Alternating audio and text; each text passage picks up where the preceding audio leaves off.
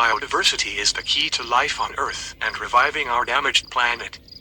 The variety of life on Earth, its biological diversity, is commonly referred to as biodiversity. The number of species of plants, animals, and microorganisms, the enormous diversity of genes in these species, the different ecosystems on the planet, such as deserts, rainforests and coral reefs, are all part of a biologically diverse Earth. Appropriate conservation and sustainable development strategies attempt to recognize this as being integral to any approach to preserving biodiversity. Almost all cultures have their roots in our biological diversity in some way or form. Declining biodiversity is therefore a concern for many reasons. Biodiversity boosts ecosystem productivity, where each species, no matter how small, all have an important role to play. A larger number of plant species means a greater variety of crops. Greater species diversity ensures natural sustainability for all life forms. Healthy ecosystems can better withstand and recover from a variety of disasters. And so, while we dominate this planet, we still need to preserve the diversity in wildlife. A healthy biodiversity provides a number of natural services for everyone.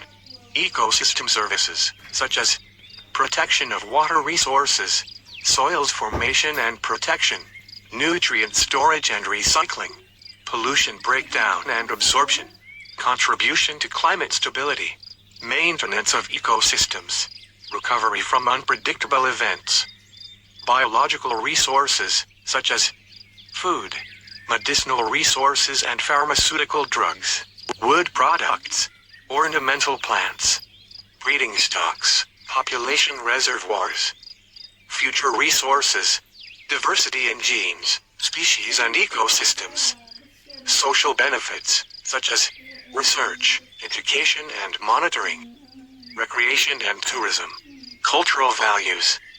That is quite a lot of services we get for free. To prevent the well-known and well-documented problems of genetic defects caused by inbreeding, species need a variety of genes to ensure successful survival. Without this, the chances of extinction increases. And as we start destroying, reducing and isolating habitats, the chances for interaction from species with a large gene pool decreases. Species depend on each other. While there might be survival of the fittest within a given species, each species depends on the services provided by other species to ensure survival. It is a type of cooperation based on mutual survival and is often what a balanced ecosystem refers to. The relationship between soil, plants, bacteria and other life is also referred to as the nitrogen cycle. As an example, consider all the species of animals and organisms involved in a simple field used in agriculture. Crop byproducts feed cattle. Cattle waste feeds the soil that nourished the crops. Crops, as well as yielding grain, also yield straw. Straw provides organic matter and fodder. Crops are therefore food sources for humans and animals. Soil organisms also benefit from crops. Bacteria feed on the cellulose fibers of straw that farmers return to the soil. Amoebas feed on bacteria, making lignite fibers available for uptake by plants.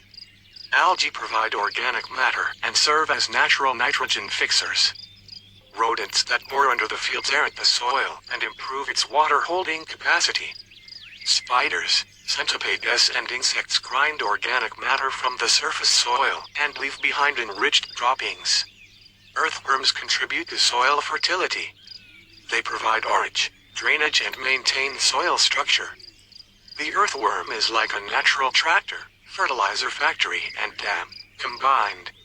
Industrial farming techniques would deprive these diverse species of food sources and instead assault them with chemicals, destroying the rich biodiversity in the soil and with it the basis for the renewal of the soil fertility. Interdependent marine ecosystem.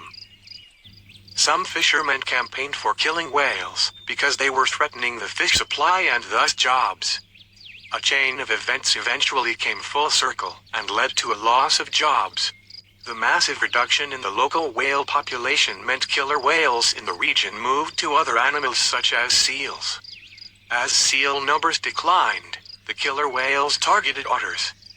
As otter numbers were decimated, the urchins and other targets of otters flourished. These decimated the kelp forests, where many fish larvae grew in relative protection.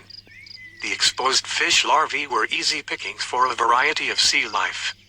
Fishermen's livelihoods were destroyed. Large carnivores essential for healthy ecosystems. 3/4 of the world's big carnivores are in decline. A study in the journal Science notes that these large animals, such as lions, leopards, wolves and bears, are in decline due to declining habitats and persecution by humans. This also has a negative impact on the environment, perhaps partly formed by outdated views that predators are harmful for other wildlife. As the study notes, human actions cannot fully replace the role of large carnivores, because these large carnivores are an intrinsic part of an ecosystem's biodiversity. As a simple example, the loss of a large carnivore may mean in the short term the herbivores they prey on may increase in numbers, but this can also result in a deterioration of the environment as the herbivores can graze more, largely unchecked. Human intervention to perform the same services would be more costly. Interdependency versus human intervention. Nature can often be surprisingly resilient, often without the need for human interventions. An example of BBC described 2 national parks in Africa where elephant populations had grown quite large within those artificial boundaries. The usual way to deal with this was to cull the population to try and keep the ecosystem in balance. Without this, elephants were stripping vegetation bare, affecting other animals, too. A scientist pleaded with park management not to cull and let nature take its course. Being against prevailing thought, they would not agree. In the end they agreed to let one park have its elephants culled, while the other would be left alone. A few years later, they found the park with the culled population had remained in poor condition. The park where things were left alone has naturally regenerated. The large elephant populations eventually reduced in number as they undermined their own resource base. The natural pace at which this happened allowed vegetation to grow back. Other wildlife grew in numbers and the ecosystem was generally back in balance. 5 major threats to biodiversity, and how we can help curb them. 1. Climate change. Changes in climate throughout our planet's history have, of course, altered life on Earth in the long run. Ecosystems have come and gone and species routinely go extinct. But rapid, man-made climate change speeds up the process, without affording ecosystems and species the time to adapt. For example, rising ocean temperatures and diminishing Arctic sea ice affects marine biodiversity and can shift vegetation zones, having global implications. Overall, climate is a major factor in the distribution of species across the globe. Climate change forces them to adjust. But many are not able to cope, causing them to die out. Individuals can take various steps to fight climate change, such as reducing their carbon footprints, promoting education, and contacting elected officials. International governments and cities can lead the charge, however, and the 2015 United Nations Climate Change Conference in Paris will hopefully be a turning point. 2. Deforestation and habitat loss. Deforestation is a direct cause of extinction and loss of biodiversity. An estimated 18 million acres of forest are lost each year, due in part to logging and other human practices, destroying the ecosystems on which many species depend. Tropical rainforests in particular, such as the Amazon, hold a high percentage of the world's known species, yet the regions themselves are in decline due to humans. The solutions to deforestation mostly lie in policy. Companies and corporations can adopt best practices and refuse to use timber and paper suppliers that contribute to deforestation.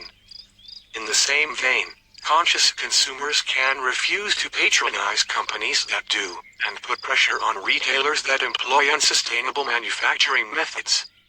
Individuals can also participate in land preservation through charities and private corporations. Ultimately, however, international governments need to enact stronger, scientific forest protection laws. 3. Overexploitation.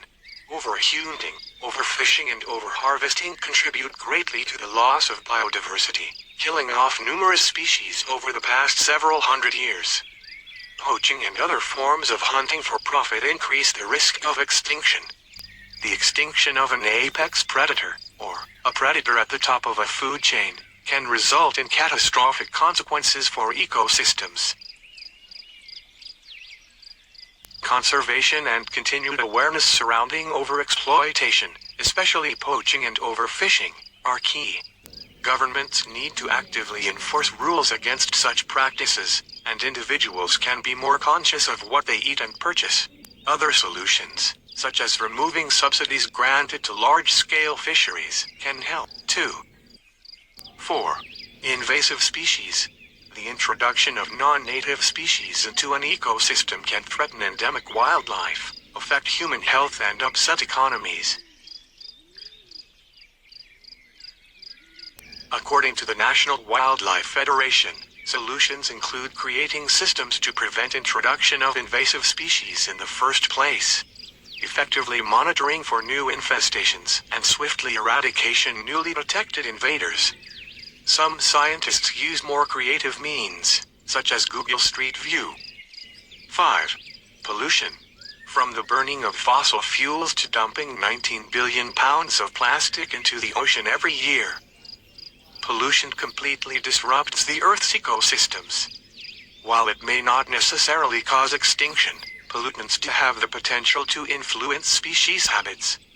For example, acid rain, which is typically caused by the burning of fossil fuels, can acidify smaller bodies of water and soil, negatively affecting the species that live there by changing breeding and feeding habits. The average person can do a number of things to fight atmospheric and hydrologic pollution, such as recycling, conserving energy at home and using public transportation,